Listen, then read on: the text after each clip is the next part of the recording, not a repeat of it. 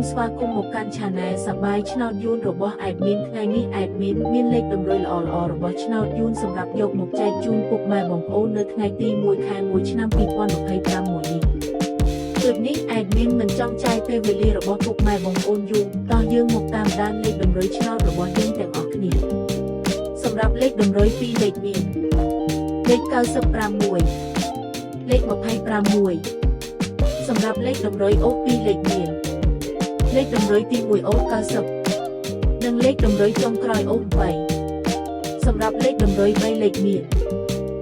295មួយគុណនិង025មួយគុណ